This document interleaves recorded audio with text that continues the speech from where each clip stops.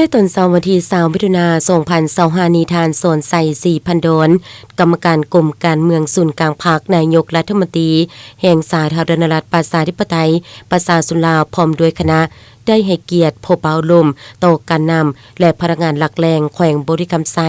โดยให้เกียรติกล่าวต้อนรับจังอบอุ่นของทานโซนธนูธรรมวงศ์กรรมการศูนย์กลางภาคเลขาภาคแขวงบริคำไซมีบรรดาสหายคณะบริหารงานภาคแขวงสภาประชาชนแขวงเลขาภาคเมืองหัวหน้าแผนกการกรมกององค์การจัดตั้งที่เกี่ยวข้องเข้าร่วมโอกาสดังกล่าวทานโซนธนูธรรมวงศ์เจ้าแขวงบริคำไซ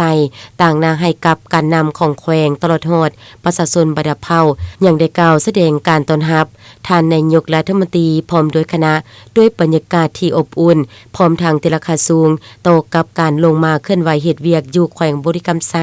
ของท่านพร้อมด้วยคณะโอกาสเดียวกันท่านยังได้รายงานสภาพรวมการพัฒนาเศรษฐกิจสังคมภายในแขวงโดยย่อให้กับท่านพร้อมด้วยคณะได้รับทราบในระยะ6 เดือนต้นปี2025เวียกงานป้องกันศาสตร์แขวงบริคำไซได้สำเร็จกลุ่มบ้านปอมมันได้4บ้านอบรมศึกษาเวียกงานปกสปกสได้27โรงเรียนมีนักเรียนเข้าร่วม 6,000 กว่าคนเคลื่อนไหวลาดตระเวนเขตชายแดนระหว่างทางบกได้28ครั้งทางน้ำ12ครั้งจะตั้งกำลังเข้าประจำปอมอยู่ในทั่วแขวงจำนวน22ปอมจำนวนทั้งหมด302สหายต่อกับเวียกงานพัฒนาเศรษฐกิจสังคมโดยรวมแล้วเศรษฐกิจภายในแขวงขยายตัวในระดับ 5.2 ล้านห้อยรวมยอดผลิตภัณฑ์ภายใน GPP ปฏิบัติได้13.907 ตื้อกีบเฉลี่ยรายรับ $1,950 ต่อหัวคนแผนการจัดเก็บรายรับ 1,684.1 ตื้อกีบพูดศูนย์กลาง650 ตื้อกีบพูดท้องถิ่น 1,034.1 ตื้อกีบใน6เดือนต้นปีปฏิบัติได้ 77.71 ส่วนห้อยของแผนการปีพูดศูนย์กลาง 72.57 ส่วนห้อยพูดท้องถิ่น 80.94 ส่วนห้อยรายจ่ายงบประมาณปฏิบัติได้ 45.36 ส่วนห้อยของแผนการปีโครงการก่อสร้างทางเว้นตัวเมืองปักสันมีความยาวทั้งหมด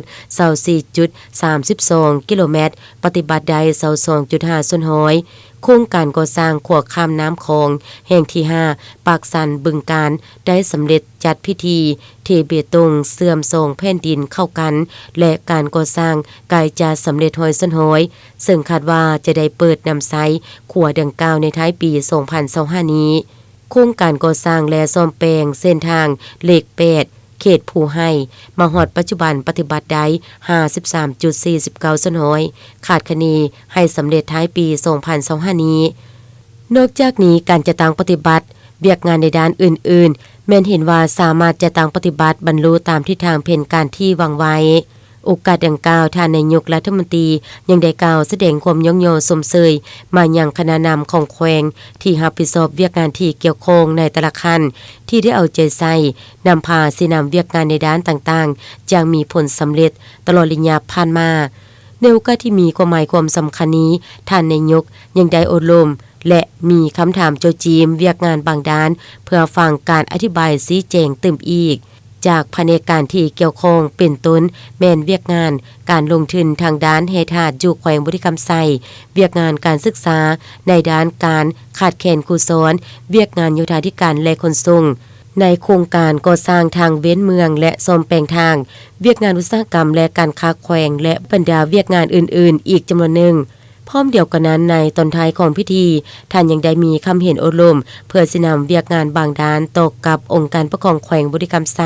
ซึ่งก่อนอื่นท่านยังได้ยกให้เห็นสภาพการพ้นดินที่เกิดขึ้นจูภาคพื้นและสากลรวมทั้งสภาพการพัฒนาเศรษฐกิจสังคมของประเทศเฮาและพร้อมเดียวกันนั้นท่านยังได้เน้นหนักให้องค์การปกครองแขวงบริคำไซและภาคส่วนเกี่ยวข้องสืบต่อเอาใจใส่เติมตกกับเวียกงานป้องกันศาสตร์ป้องกันความสงบทั่วปวงชนรอบด้านเด็ดเดียวแก้ไขบรรดาปรากฏการณ์โยโททางด้านสังคมให้ลดลงสืบโตเพิ่มทวีจะตั้งปฏิบัติเวียกงานก่อสร้างฐานการเมืองและพัฒนาชนบทรอบด้านปรับปรุงชีวิตการเป็นอยู่ของประชาชนให้นับมือดีขึ้น